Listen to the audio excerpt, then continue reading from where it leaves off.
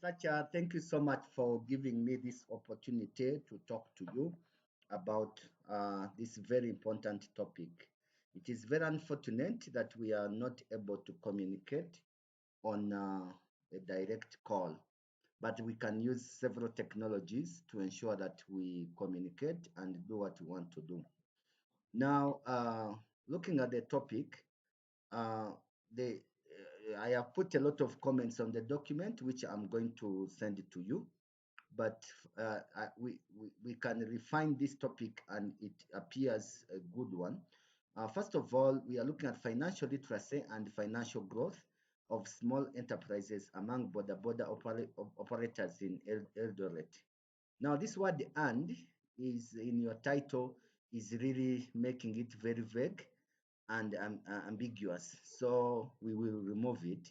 And in removing it, we can try to have some suggestions. If you are looking at financial literacy as a determinant of business growth among border entrepreneurs, then you you are going to change this topic and make it like financial literacy as a determinant of business growth among border entrepreneurs in Eldoret town. But if you are looking at it as an effect, where you want to understand how much literacy affects growth, then you are going to use words like influence. Of course, I put impact, but it's okay. We may not use impact. We can use influence or effect. So the the improved topic can be the effect of financial literacy on financial literacy on financial growth of border small enterprises in Eldoret. But if you want to look at the relationship, maybe perhaps you want to see if the two can relate, can there's a correlation between the two, that is financial literacy and financial growth, then you are going to use a relationship. You say maybe relationship between financial literacy levels and financial growth of border operators in that county. So, and then to make this research to stand out, yeah, of course, I loved the way you were breaking down the dimensions of financial literacy, where I saw you looked at debt management. This is how the border guys handle the digital loans and the motorbike financing, the saving cultures on how they use the circles and the record keeping on how they track on their expenses, especially on the fuel costs and their earnings, and then budgeting. So I saw that you did this in your objectives, and I thank you so much for that. Now, in the area of the study, when you look at what you discussed here, you only talked about just the context, but you did not bring out the geographical area of study. However, if you are to put this, you should not just include it. You should include it strategically. You are not just naming the place, but you are justifying why the specific geography matters to the academic field you have mentioned. Why GISHU County? Why Eldoret Town? You must justify this, and if possible, as you subsequently develop your thesis or your proposals, you are supposed to get us a map showing um, what the characteristics of this of this geographical area. So this alone is not enough because it just focuses on the content, on the context. So it's not enough. You need to do better than this. Then uh, you get to literature review, and in your literature review, I like it that you start by telling us what the concepts. Maybe you want to review about the key concepts, but it's not enough. You are supposed to build. You are supposed to do more than just summarizing the articles, and you should identify the gap that your study intended to fill. And in this particular study, I want you to do what we call a thematic literature review. And instead of you just saying that this author did this, this author states that, you can group this based on your specific research objectives, where you have budgeting, debit management, or savings.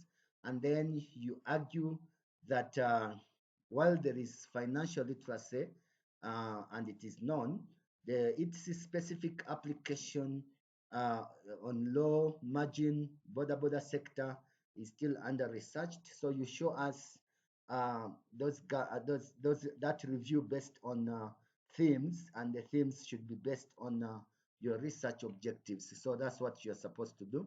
And then you should also do a theoretical review. I saw that in your review, you did not bring out a theoretical review.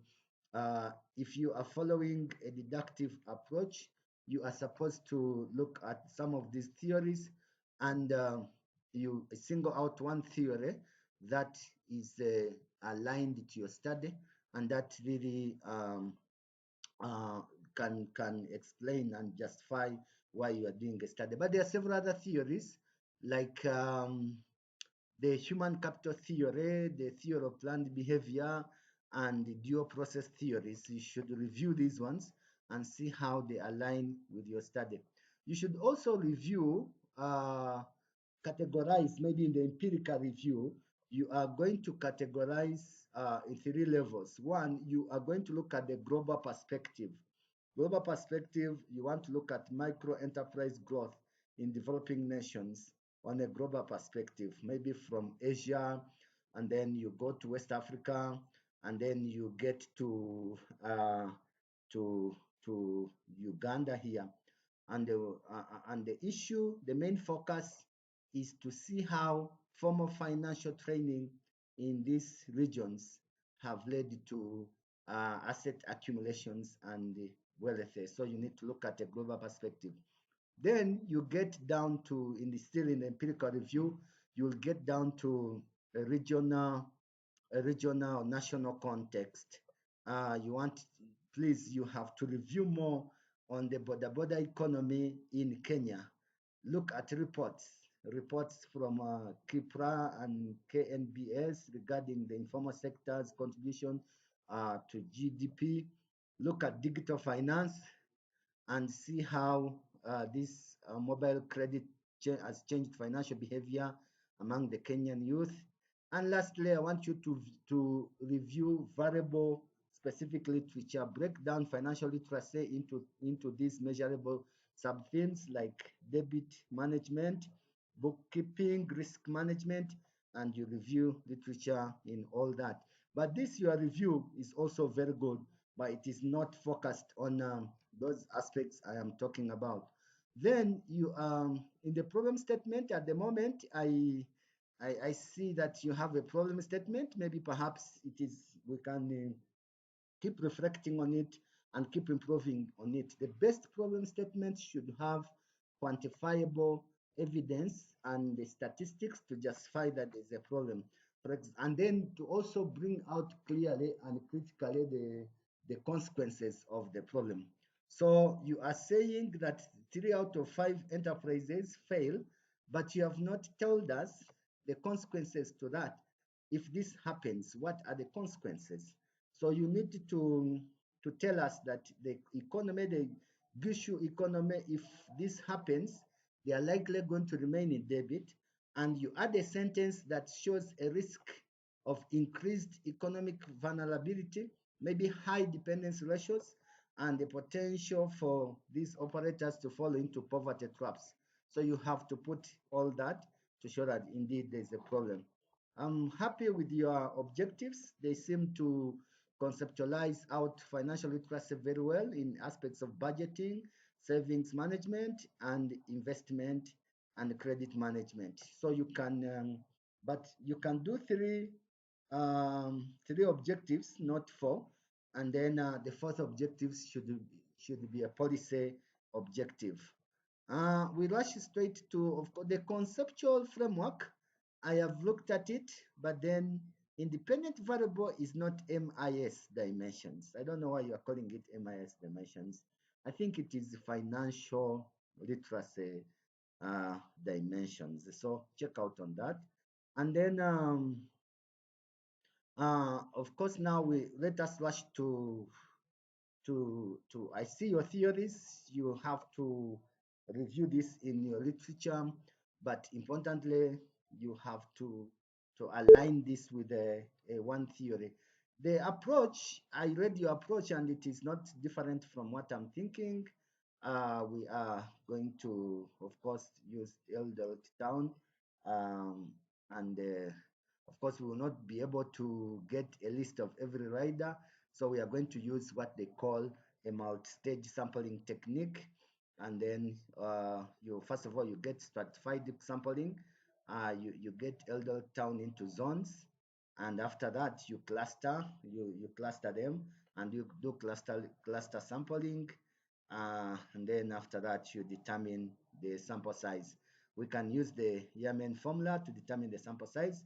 We will correct our data using a structured questionnaire, and then we will analyze our data using SPSS, and we will use multiple regression for inferential statistics. So we can keep talking about this. It's a very interesting study. And please, anytime you want to talk to me, let me know. I did this video because we failed to discuss face on face, but hopefully as we proceed, we can improve on our internet connectivities, and we have a better connection. Have a good time, and bye bye.